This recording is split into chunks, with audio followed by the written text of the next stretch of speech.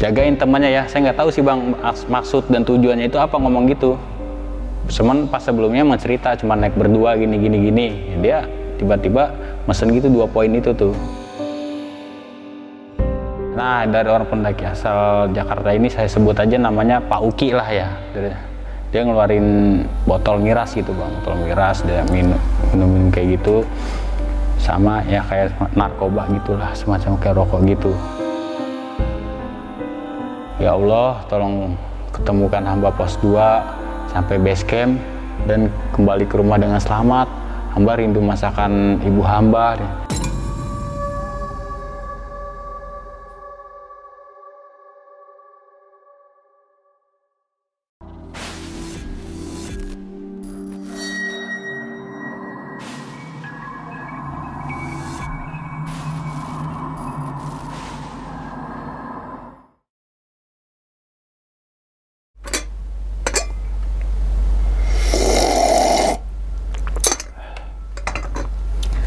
Assalamualaikum warahmatullahi wabarakatuh. Kembali lagi bersama gue Sumar Adiwijaya atau biasa dipanggil Umang dalam segmen Kisah Mistis Pendaki.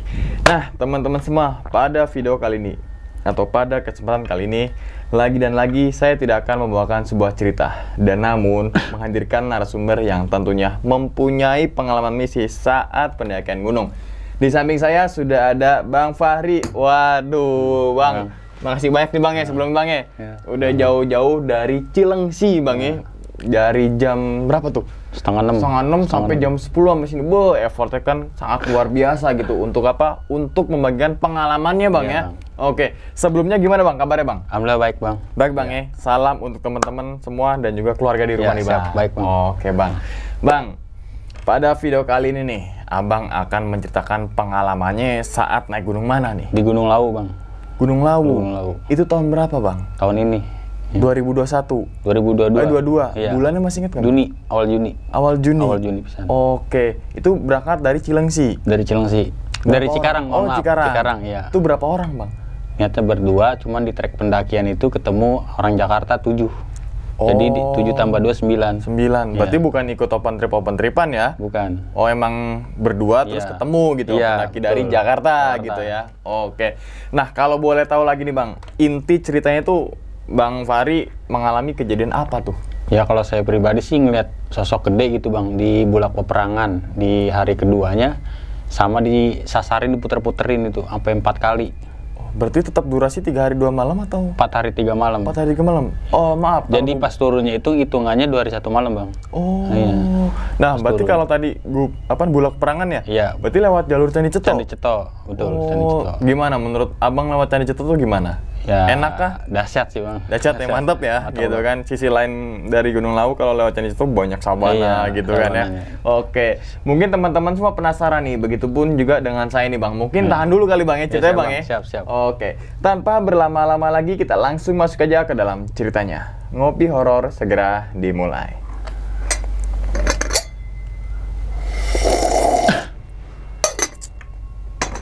Sikat.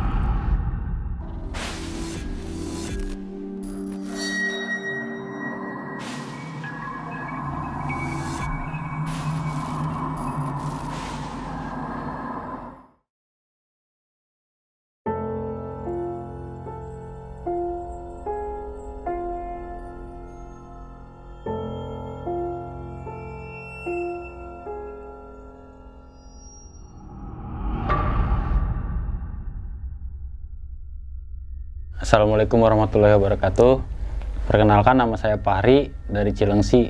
Saya mau menceritakan pengalaman saya dan pembelajaran juga sih buat teman-teman juga di Gunung Lawu ya. Tahun 2022 awal Juni.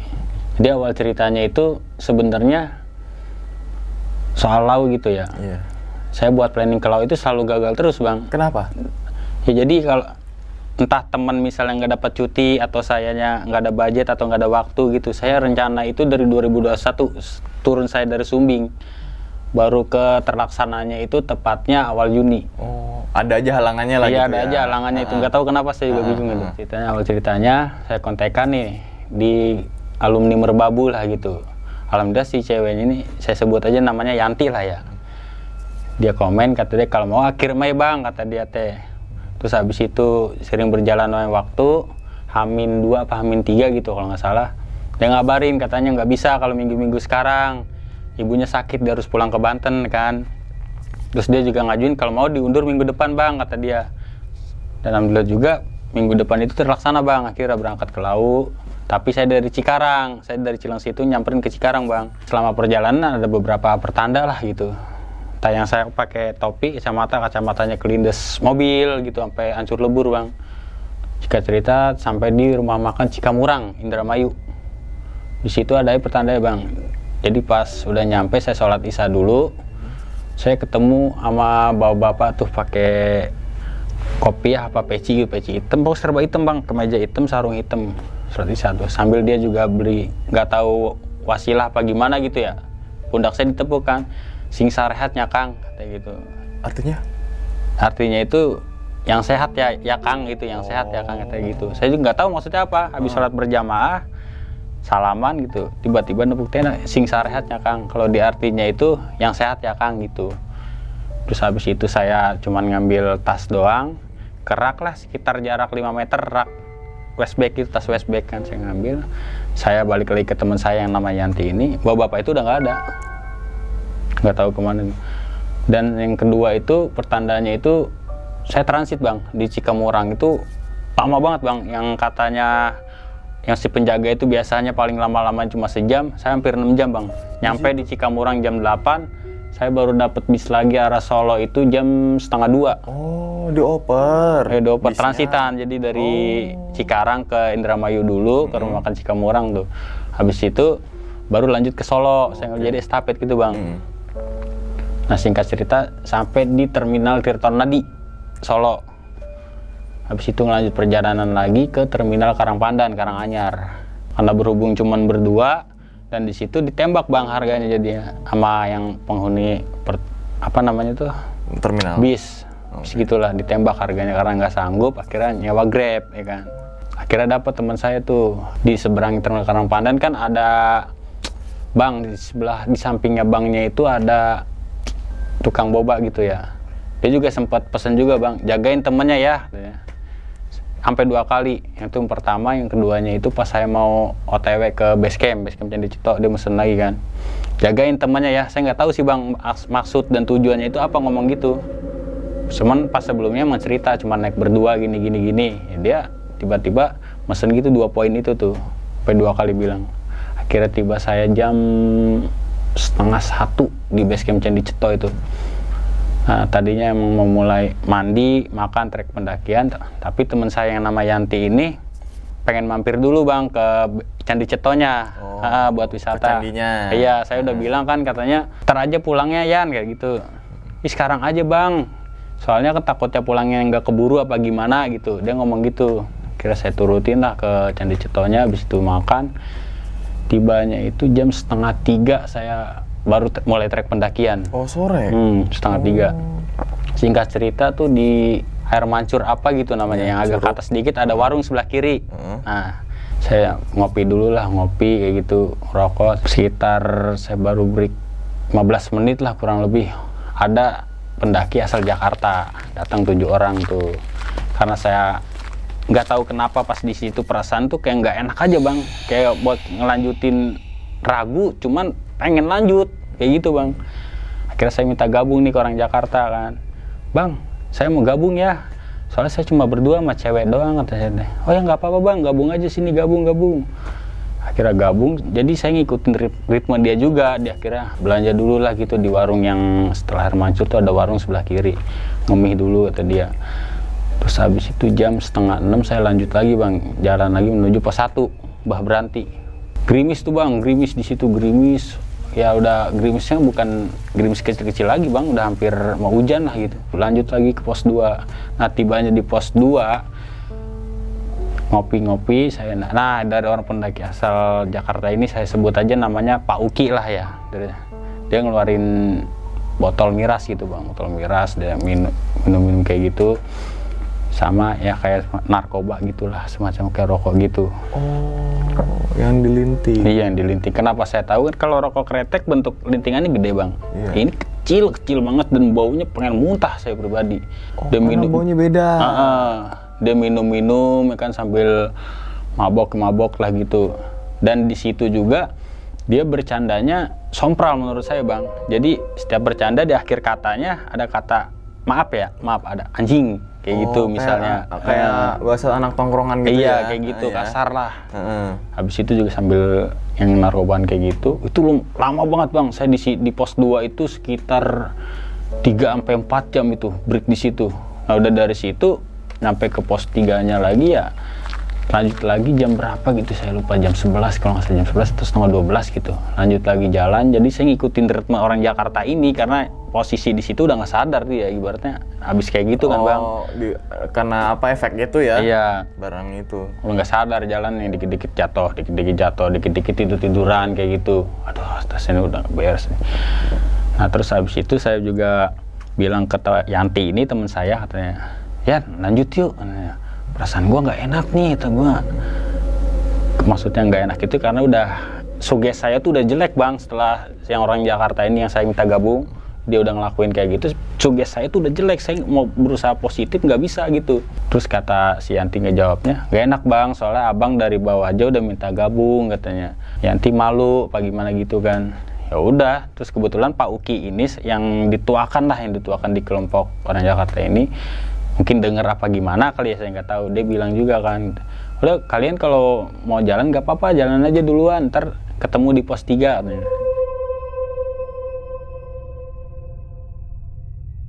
Singkat cerita itu jam 3:30 saya baru nyampe di pos 3 bang. Dengan ritme perjalanan dari 2 ke 3 itu yang dikit-dikit jatuh, terus yang terbahan dikit-dikit kayak gitu. 12 jam loh. Ya kan hitungannya ya, iya, suara ketemu setengah subuh itu kan 12 jam. Saya itu nggak bangun tenda bang di pos 3 ini hari pertama ya, nggak bangun tenda. Jadi di pos 3 itu kan di depannya mata air itu ada shelter. Kayak pos shelter seng gitu. Nah saya di situ di dalamnya tuh ya untuk nunggu pagi lah, tak makan apa gimana gitu, tiduran. Jadi nggak bangun tenda.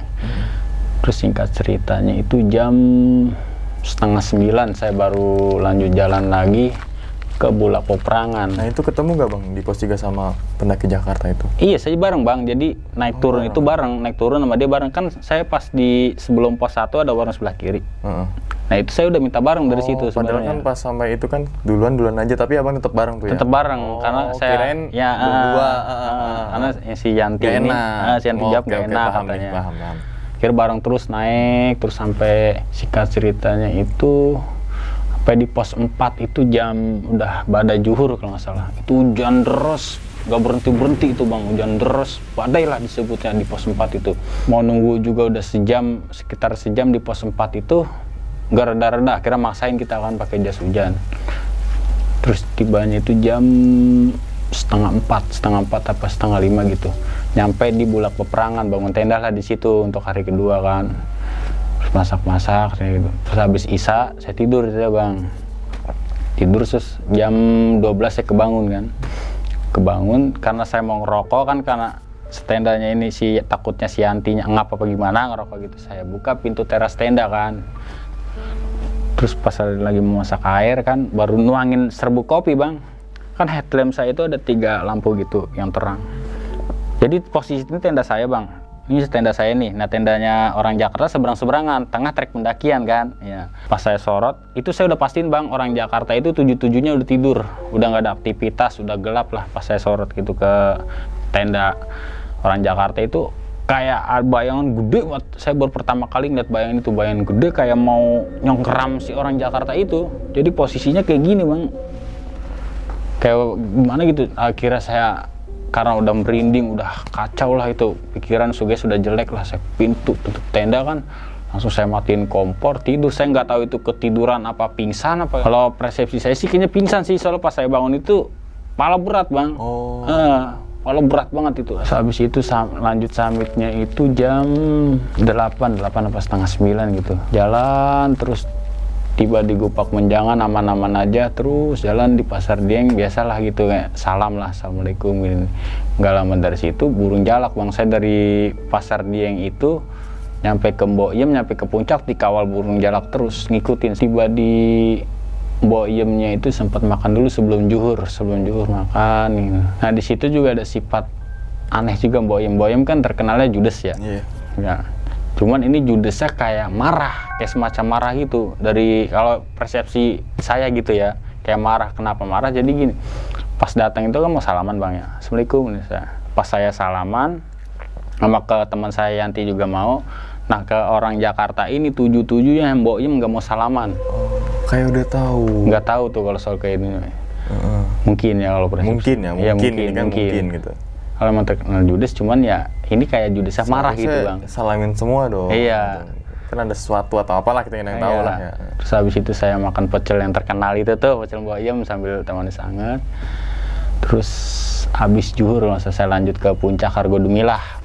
Itu masih ngikutin Bang, burung jalak itu masih ngikutin. Jadi semua saya berhenti dia berhenti. Terus saya jalan dia nganggut jalan. Atau enggak suara cuik kayak gitu kan. Sampai di puncaknya itu jam 1 kalau nggak salah. Itu rame Bang puncaknya?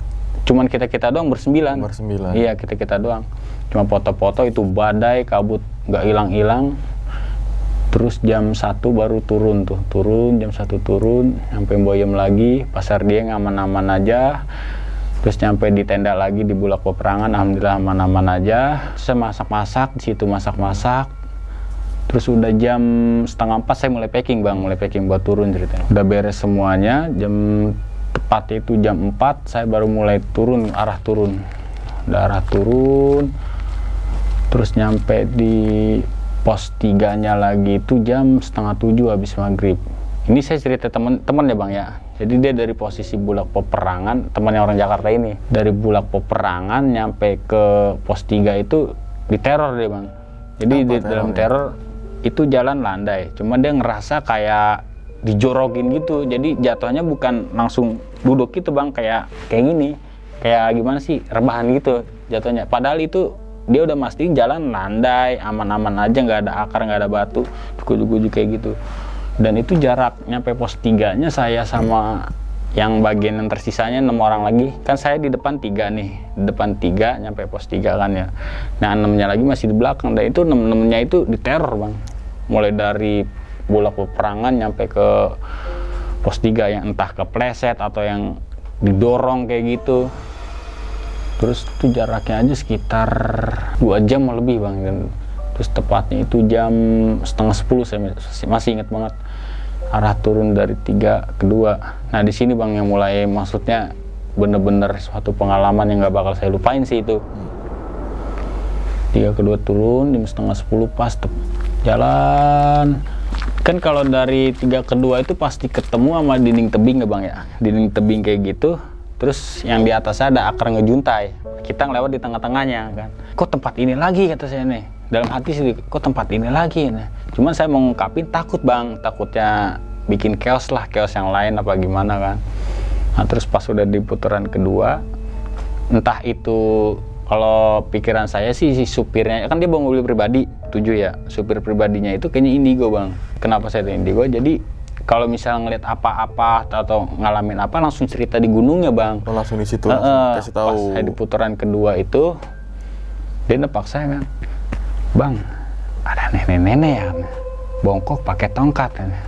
Cuman saya ngeliat ke yang dia tunjuk itu nggak ada apa-apa Bang, kosong, lompong, cuman tanah datar doang gitu. Itu di situ nggak ada suara hutan, nggak ada suara apa-apa. Jadi kayak kuping kayak ditutupin aja gitu Bang. Cuman suara temen dengar, cuman nggak ada suara hutan apa terenggerek burung itu nggak ada, kayak ditutupin aja gitu. Balik lagi ke cerita yang nenek-nenek itu, saya ngeliat nggak ada sama sekali itu. Cuman dia ngeliat kata dia. Cuma persepsi saya itu, pikiran saya yang masih muda aja naik gunung ngap Bang. Ini nenek-nenek pakai tongkat bongkok, mana mungkin Bang.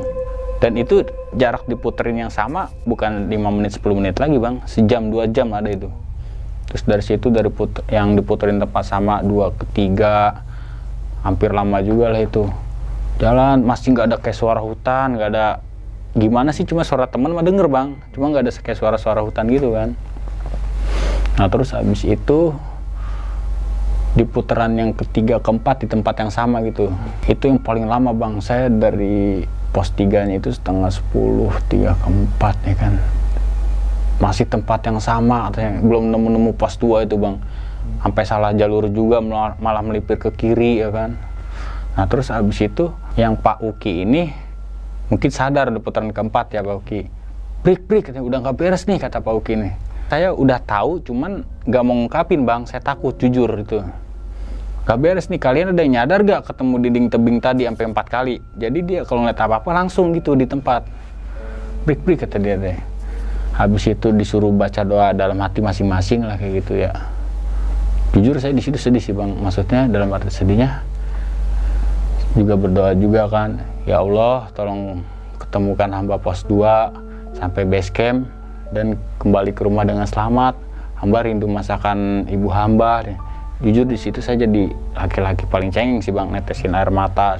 Terus habis itu diledek sama teman saya Yanti ini, ih abang nangis katanya, masa cowok nangis, lihat dong Yanti gitu nggak nangis cewek, kata dia gitu kan diledek.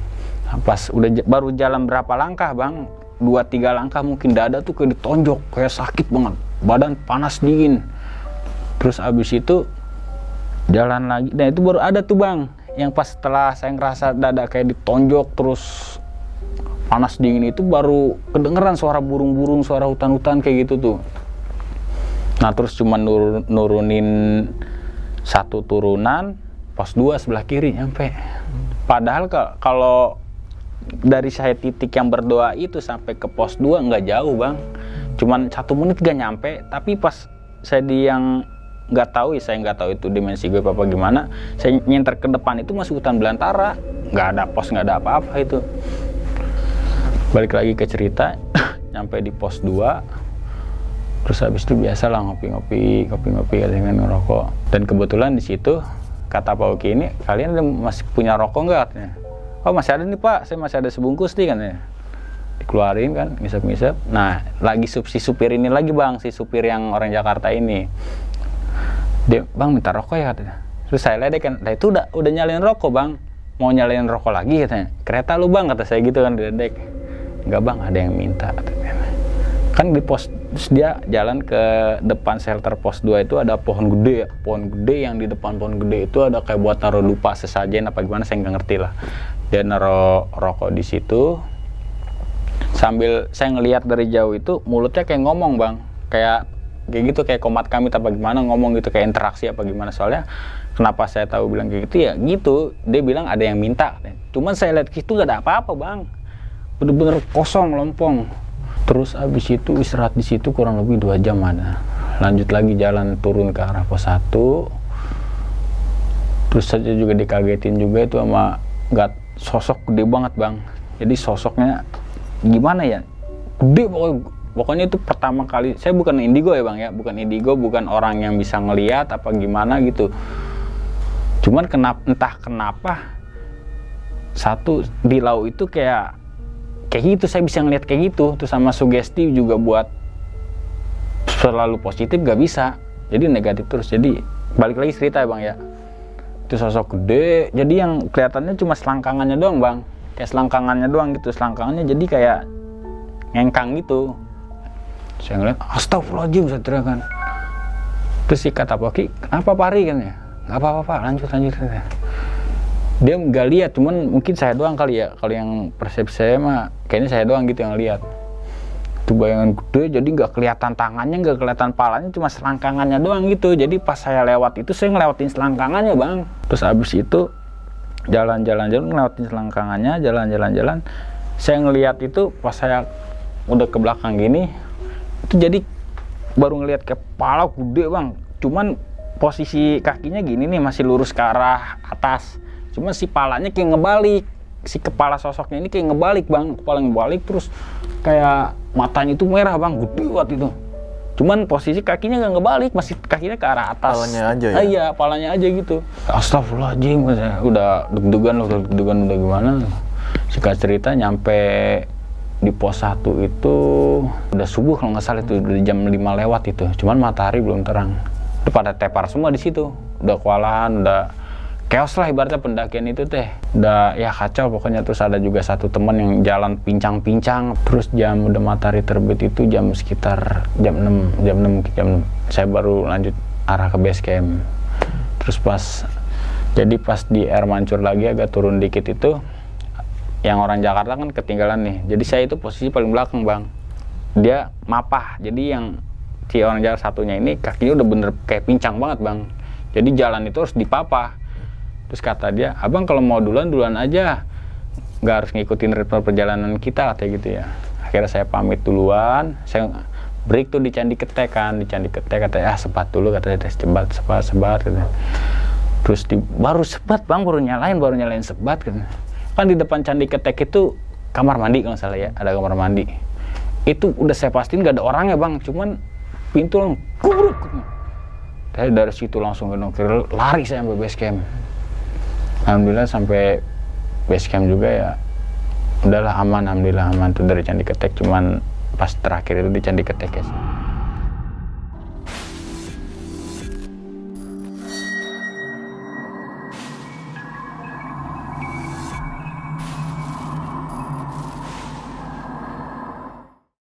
Nah, itu ya teman-teman semua cerita dari Bang Fahri ini ketika mendaki ke Gunung Lawu Bang ya. Iya, Bang. Melalui jalur Candi Ceto pada bulan Juni, tepatnya di tahun 2022.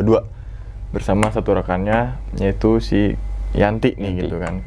Nah, itu kan dalam pendakian tersebut kan emang pertama pengen berdua, bukan pengen berdua, tapi cuma berdua Bang. Cuma berdua, dan tadi juga Bang Fahri sudah menjelaskan emang sebelum bulan Juni itu setelah turun Gunung Sumbing tuh pengen ada aja.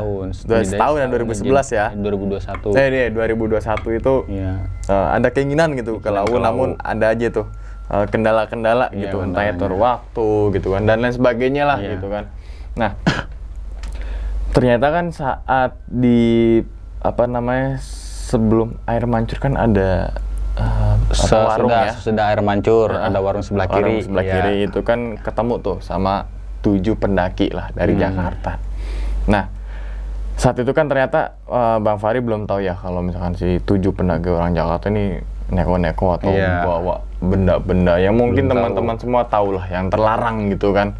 Sampai akhirnya kan baru tahu itu ketika di pos 2. Iya. Di pos 1 dia ngeluarin nggak Bang? Enggak, cuma minum-minum biasa, maksudnya minum air putih gitu ya buat minum air putih. Belum ngeluarin yang kayak gitu-gitu. Belum ada tanda-tandanya lah. Intinya berarti masih normal tuh ya? Masih normal. Satu. Nah, pos 2 itu kan ada satu pohon yang dikeramatkan oleh warga setempat situ ya. Mungkin yang saya gede, tahu itu. Yang gede itu kan, terus dililit dengan putih, katanya sekarang tumbang atau apalah. Pokoknya di situ ada satu pohon yang besar yang dikeramatkan oleh warga sekitar. Dia malah di situ. Di dalam shelternya. Di dalam shelternya ya gitu.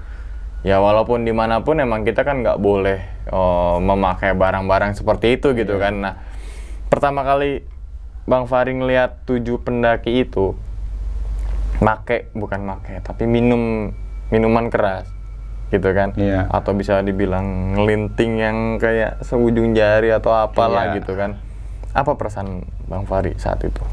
Ya sugesti saya juga udah jelek aja Bang. Saya buat selalu positif itu intinya nggak bisa saya buat mikir selalu positif, nggak bisa lah pokoknya. Sugestinya selalu buruk terus saya pas ngeliat kayak gitu.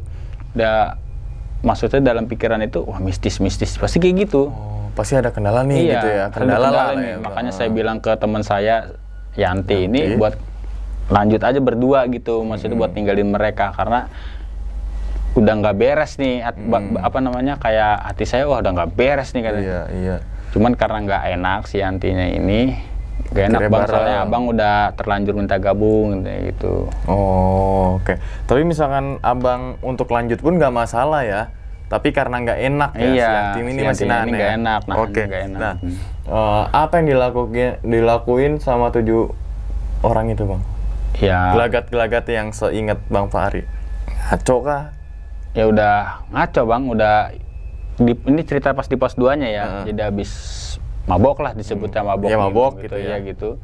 Sama disebutnya ya bukan rokok, ngegele lah gitu ya, ya. Ganja gitu ya. Nah, dari situ dia bercanda cerita Bang, bercanda. Di setiap akhir kata bercandanya itu mohon maaf ya, ada kata misalnya anjing, goblok kayak gitu. Bangsa, kasar, iya, sompral lah kayak gitu. Terus mulai jalan dari 2 ke 3-nya itu dengan ritme dikit-dikit jatuh, tepar, kayak gitu. Saya jadi harus ngikutin langkah-langkah mereka. Karena efek mungkin dari yang itu terpengaruh obat itu ya apa? Nggak tahu obat tuh.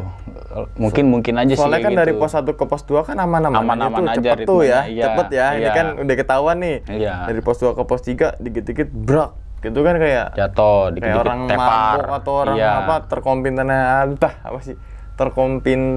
Nasi. Kontaminasi. Gitu Iya. kan dengan efek-efek mungkin entah itu ya. Kita bilang mabok lah kalau Iya. udah minum kan tuh pasti mabok dong Iya. gitu kan. Apalagi tambah plus yang barang-barang yang seperti itu gitu Iya. kan. Jangan kan di gunung, di kehidupannya juga nggak boleh lah gitu. Oke. Nah, terus kemudian kan pos 3 itu ternyata sampai setengah 4 pagi. Setengah 4 pagi. Berarti kan 12 jam tuh, Bang. 12 jam lebih. Gue ngebayangin ketika dari pos 2 ke pos 3 Jatuhnya trek dikit-dikit malam, Bang. berhenti itu capek luar biasa sih, Bang. Capek dalam artian Bang Fahrinya. Iya. Tapi nggak nemu ritmenya gitu loh. Iya, betul. Ya kan udah ketika udah enjoy naik nih, udah dapat ritme nih gitu kan, terus break. Ya. Maksudnya breaknya bukan dalam artian beneran capek ya. Iya. Kecuali beneran capek mah nggak masalah lah, it's okay gitu kan. Tapi Iya. kan kalau break dengan efek seperti itu kan kita juga agak gondok, wajar gitu Iya. kan. Oke. Nah, kemudian apa yang selain abang ceritakan yang tadi seperti orang supirnya atau apanya yang bisa ngeliat itu kan, ada gak efek yang bener-bener dari gaibnya itu nunjukin ke 7 pendaki ini? Ya mungkin pas di Bulak Peperangan, Bang, yang saya pas cerita tadi lagi masak air, itu kopi, yang serbuk kopi udah saya tuang ke gelas, saya udah bisa mastiin sih 7-7-nya itu udah tidur karena udah nggak ada suara aktivitas. Nah, habis itu saya nyorot ke tendanya dia dengan tujuan buat ngajak ngopi. Pas saya sorot, itu bener, Bang, bayangan gede. Pertama kali saya ngeliat yang hal mistis itu gede, tapi posisi si bayangan udah kayak mau nerekam yang ada dalam tenda, si 2 tenda itu. Nah, di pos Bulak Peperangan Bulak Peperangan dia itu. pakai lagi seingat atau sepenglihatan Bang Fahri?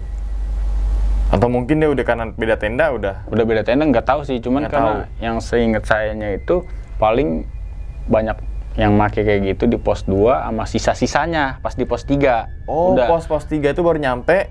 Itu yang Ya, sembuh kan itu ya? masih yang sisa-sisanya lah dihabisin lah mungkin ya. Oh, Kalau udah di Bulak Peperangan Karena udah udah beda tenda dan jaraknya seberang-seberang, saya nggak tahu sih kalau gitu. Oh iya, tapi ketika pas summit tuh gelagatnya normal gak, Bang?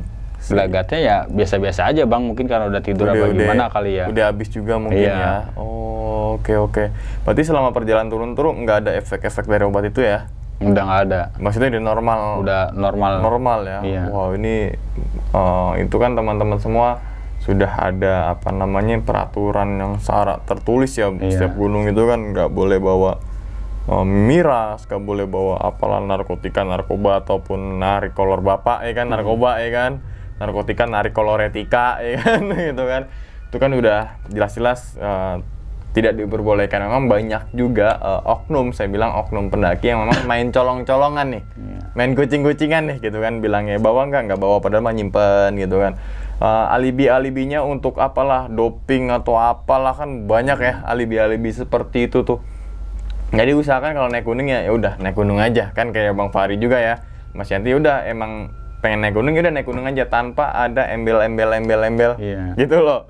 Ini kan kebanyakan yang gue tahu gitu, yang gue coba ngeliat pakai mata sendiri emang banyak embel-embelnya nih. Gitu kan. Naik gunung, ketika gue juga pernah ngeliat, Bang, ya, kayak gitu ketika mendaki ke salah satu gunung lah. Di depan gue ya seperti pakai apa yang dibakar dengan kayak lidi gitu tuh. Maksudnya lintingannya tuh Kecil. dan ngelintingnya juga ngumpet-ngumpet. Kalau kita Iya. pakai beneran tembakau biasa kan ya wajar aja, ngelinting aja. Iya. Kan ketahuan juga bau asapnya. Kan kayak gitu ya. Tapi kalau udah ngelinting ngumpet-ngumpet kan apa nih? Kan gitu. Logika manusia kan pasti berjalan gitu. Ketika itu misalkan barang yang nggak terlarang, ya ngapain diumpet-umpetin? Kalau terlarang ya mohon maaf, kan kayak gitu. Oke, mungkin teman-teman semua bisa ya diambil kesimpulannya kalau cerita dari Bang Fahri ini memberikan kita semua pelajaran ya, Bang ya. Iya, betul. Pelajaran yang tadi bahwasannya jangan sampai membawa benda-benda yang terlarang, apalagi itu kan menyusahkan diri kita sendiri gitu kan. Di masa depan juga ya mohon maaf nanti beginilah begitulah. Kalau disangkutkan dengan mistis ya terserah kalian masing-masing gitu kan. Kita tidak untuk menakut-takuti kalau bahwasanya begini begitu itu kan namanya gaib kan, percaya atau enggak gitu kan. Kalau nggak percaya kita pernah ngalamin kan kayak gitu ya. Dan kita juga kan saling hidupnya kan saling berdampingan bang, gaib dengan nyata kan gitu. Pikiran kita itu kan gaib. Abang bisa ngeliat pikirannya? Nggak bisa. Nggak bisa kan, tapi ketika kita wujudin nyata kan. Nah itu gaib dengan nyata tuh beda tipis bang, ya kan? Ya gak sih, ya kan? Abang email ada kan, DM misalkan WA, emang abang ngeliat tuh hurufnya lewat tuh? Iya. Enggak, gaib juga. Namanya gaib kan nggak terlihat secara kasat mata gitu kan, gaibnya gitu kan. Oke bang, sekali lagi terima kasih banyak bang ya, udah jauh-jauh dari Cilengsi bang, datang ke Tangerang untuk menceritakan pengalamannya yang sungguh memberikan kita semua pelajaran ya, bahwasanya tadi titik pertamanya adalah jangan sampai membawa ataupun mengkonsumsi barang-barang yang memang tidak diperbolehkan oleh ajaran yang terutama Islam ya.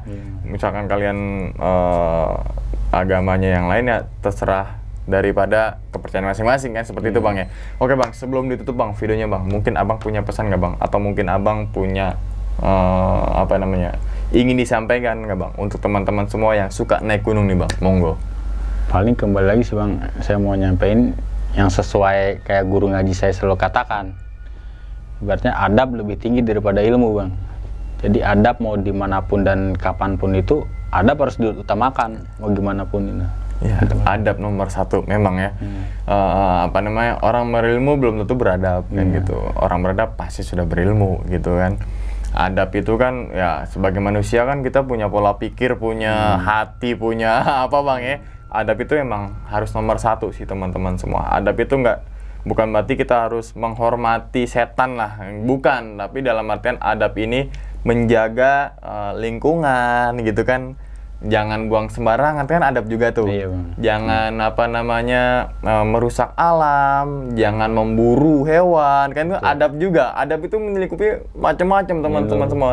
Bukan adab dalam artian assalamualaikum kepada setan, bukan gitu, bukan. Tapi adab ke diri kita sendiri, dan jangan sampai ketika kita naik gunung adabnya dijaga, ketika turun gunung adabnya nggak dijaga. Nah ini kan salah juga nih. Jangan sampai adab kita benar, tapi ketika kita naik gunung, kita bepergian gitu, tapi ketika di kehidupan sehari adabnya nggak ada, kan gitu bang ya.